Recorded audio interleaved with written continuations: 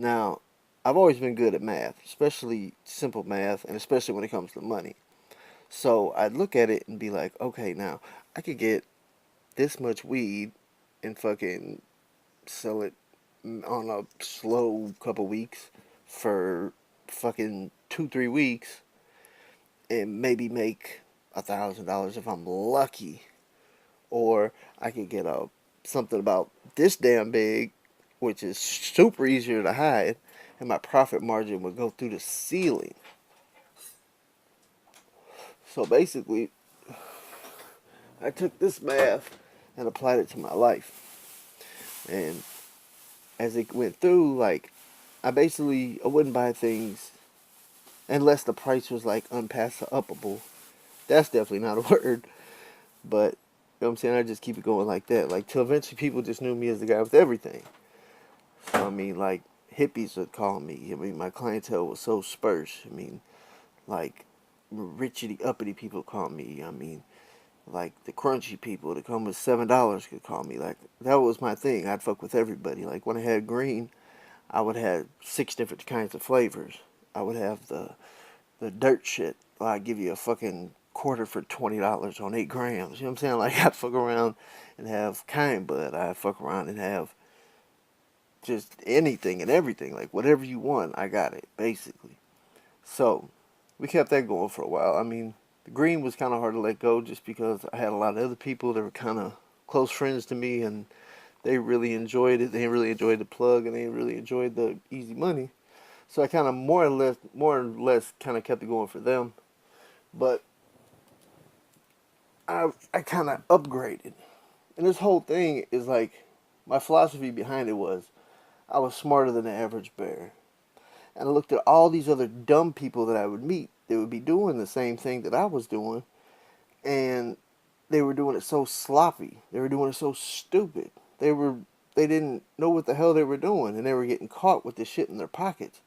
You know what I'm saying? Like, back in the day, like, I would fuck around and triple bag it and fucking put it under my car battery. Like, I would fuck around and find one person in the neighborhood that I like better than everybody else, and make him in charge of the neighborhood, which made him feel special, and I give him something for free for doing it for me. To the point where, like, I'd get stuck up and be like, look, if you got this much money, I'll come to you. I only want to see you. You get everybody's money. They can stay at the house, but keep them downstairs. I'm going to come upstairs. Bing bow. You know what I'm saying? You give me the money, I bing bow. You know what I'm saying? Like, basically, they wouldn't know who I was. They wouldn't know a face, nothing. And the guy that I was dealing with would want to keep it that way so he could stay in the middle and he could make money off all his little friends. And, you know what I'm saying? On top of that, I'd give him something for free just for being loyal and doing it just with me. So I thought I had everything going perfect.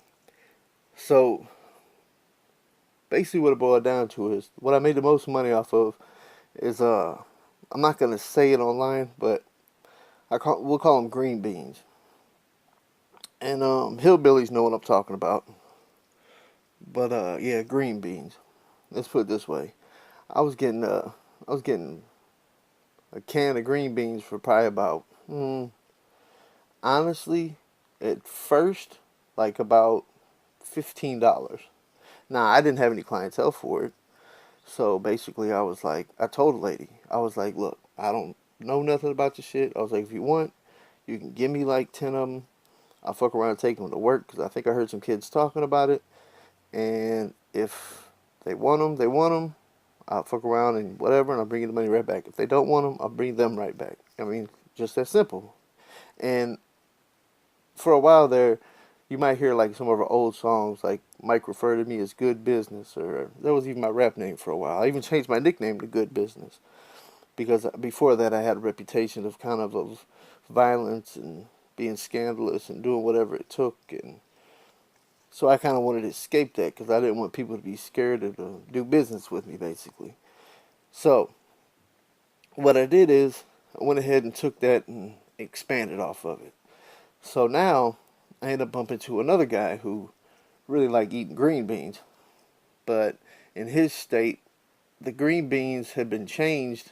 I guess they weren't organic anymore, and they just weren't doing the job, I guess. So it got to the point where he was coming to see me probably about twice a month. And so when he came to see me, I let him get a can of green beans. And sometimes he wanted to get a case of green beans just so that way he wouldn't have to come back and forth because he was so far away. And honestly, like, the profit margin was insane. Like, don't get me wrong. Like, normally when you do business with people, like the people you do business with, like your distributors will give you better numbers, but it was the different way around. They had raised my numbers because they know how much money I made. Even though that dealing with me, they went from being in trouble with their bills to buying everything they've ever wanted, new houses, new cars, just ridiculous. I made these people rich, but all they did is just raise my prices, raise my prices, raise my prices, which squeezed up my profit margin. And I've always had a good heart. So as I continued, I've always felt like to balance out my karma in the universe, I would try to do as many favors for people as I could. So being at that age, like my idea of doing good was a little different than what it is now. So it'd be like, for instance, like I had a guy, like say if I had a friend that never could get girls, well I go get a hotel room and I get 10 of the baddest girls he's ever seen. And just because they are so attracted to me and the way I carry myself, there would be no problem for me to push the girls off on him. Be like, oh yeah, my homeboy really likes you, blah, blah, blah, blah, blah. And I just be like, look, just don't say shit. And everything's going to go good. And as long as he played his role and just said whatever he had to say, then guarantee it's going down. I mean, that's like something, I would take pleasure in that. You know what I'm saying? I take pleasure in doing good things. I never looked at myself as a bad person. I mean, don't get me wrong, a lot of the things I've done have been terrible. Like, more than questionable. I mean, I agree. A lot of things I've done have been absolutely horrible. Things that I probably never be forgiven for, and I probably never will forgive myself for. Which, I mean, it is what it is. You know what I'm saying? You can't change the past. You only can learn from your mistakes and hopefully carry yourself better in the future.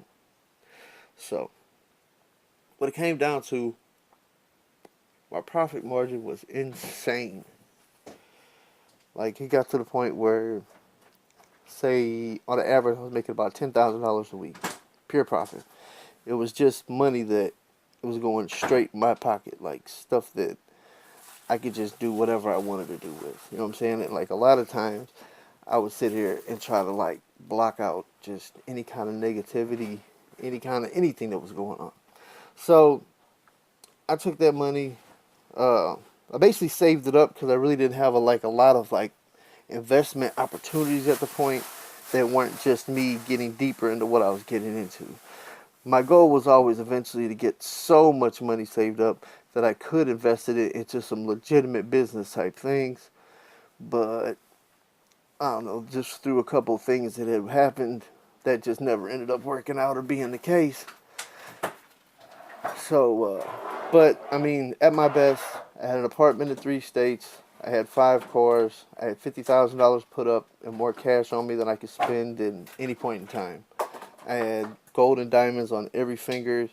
I had rings, like I had a necklace that cost well over $1,000. Had 24 diamonds just in the class. I'm sure I can dig up pictures of all this stuff too. I mean, I'm not sitting here trying to bullshit you guys. I just want to give you like a little like insight into my life and what I used to do and what used to go on. So, uh, yeah, but all that stuff went downhill fast. I mean, when you live a fast lifestyle, I mean, fast money doesn't last. When you work hard for money, you get a paycheck. The money means more to you. When you make the money fast, it's your money, but it doesn't feel like you've earned it. It feels like it's your money, but it's just not the same. It's just not the same money that you would go and earn yourself. So, I don't know. I've already took up a lot of time, so I'm gonna go ahead and cut this one off and do a little bit of editing. I might just upload this one first by itself, and then if you guys are interested, I'll put the whole video together, and you guys can kind of just watch it from the beginning to the end if you're really that interested. And like I said in the comments, don't try to protect my feelings. I need to know what you guys want to hear. I know my channel's been real sporadic between music and underground tunnels and like weird looking alien birds and just anything I think that was interesting at the time. But uh, like I said, I'm still new to the YouTube stuff. I mean, I've been doing it for about a year, but like part time. So yeah, your guys' comments and any kind of responses you give me is very, very much appreciated. So I love you guys. Uh, Thank you very much for your continued support. Um, Everyone says like the video. I don't even. I mean, liking the video, I guess, is cool. Subscribe, that would mean the world to me. But yeah. So this has been We're a Million Now, speaking to you guys from the heart. It's my very first story time. Um, I got a million stories, crazy things that happened. I mean, when we really were serious about music back in the day, we rented out like big clubs. I mean, ridiculous, like large fights, like robberies, like just, I mean, like, and the millions of interactions I've had with females over my life. I've had a lot of friends, close friends that I consider family that had passed away.